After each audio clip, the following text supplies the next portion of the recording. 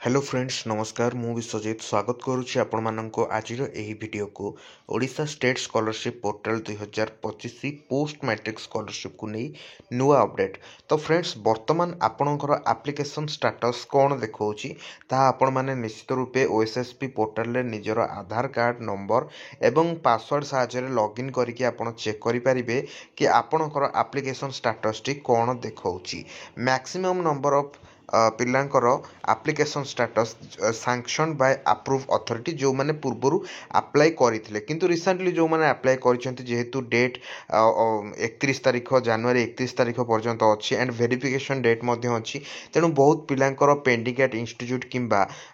आपणकर recommended bye institute मध्ये देखौथिबो। So friends नुआ अपडेट आज रो वीडियो रे कोन रहिछि निश्चित रूपे जानिबा। तो फ्रेंड्स जदि आपण मानकर शो करुच्ची कि आपणकर अप्रूव्ड बाय जहाँकि सैंक्शन बाय अप्रूव अथॉरिटी एमती लिखुची तो फ्रेंड्स आपण माने जानि नियंतु कि आपणकर एप्लिकेशन टी संपूर्ण भाबे ठीक अछि एवं आपणक पाखकु निश्चित रूपे टंका आसीबो एवं जो मानकर पेंडिंग फॉर डिस्बर्समेंट एमती लिखुची तो निश्चित रूपे आपण मानकर प्रोसेस स्टार्ट हे गलानी टंका आसीबा पई। तो फ्रेंड्स गुरुत्वपूर्ण कथा होची आपणकर बैंक अकाउंट आधार सहित डीबीटी लिंक होता दरकार बा जहाँ आम डायरेक्ट बेनिफिट ट्रांसफर बोली कहूँ। तो जदि आपंकर डीबीटी लिंक हो न था तो निश्चित रूपे आपण मैंने बैंक को जाकि आधार कार्ड नहीं आपंकर डीबीटी लिंक करई पारे। आपंकर डीबीटी लिंक अच्छी कि नहीं किभली भाव चेक करेंगे ताकि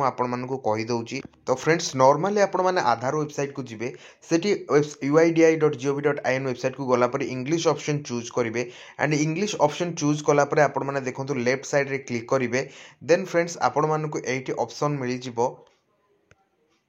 आधार सर्विसेस रो जहाँ उपरे कि आपन को क्लिक करिवार अछि। तो जेमिति आपण आधार सर्विसेस उपरे क्लिक करूछंती तो एठी आपन को मिल जिवो Aadhaar linking status bank seeding status उपरे आपण माने क्लिक करिवे एंड क्लिक कला परे आपण को सामने रे जो ऑप्शन आसुची एठी आपण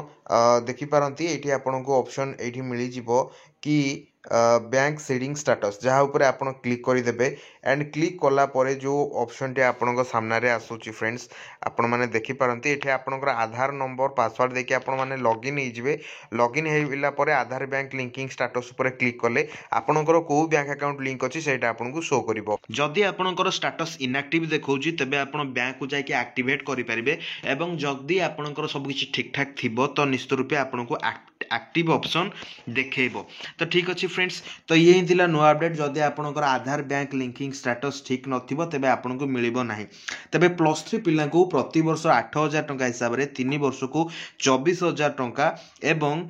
4 वर्षिया जदि आमे कहबा से हिसाब रे आपण को 32000 टंका निश्चित रूपे मिलिबो। तबे आशा करा जाउछि कि 2024-25 एकेडमिक सेशन ठारू एई जो 8000 टंका वार्षिक 8000 टंकार अमाउंट अछि ए अमाउंट को एक्सटेंशन करा जाय कि 10000 करा जिवार संभावना रही। तबे देखिबा आगो को कोन होउछि। तो फ्रेंड्स एई वीडियोटी आपण मानकु केमति लागिला कमेंट करी जणेबा सहित निजर सांगसाथी मानक सहित शेयर करंतु। आगो को एई बळी अपडेट पाइबा पई हम चैनल को सब्सक्राइब करंतु पाखर थिबा बेल आइकन को ऑल सेट करंतु एंड टेलीग्राम रे निश्चित रूपे जॉइन होंतु जार लिंक डिस्क्रिप्शन में दिया जायछि। वीडियो को एंड जाय देखिबारु धन्यवाद।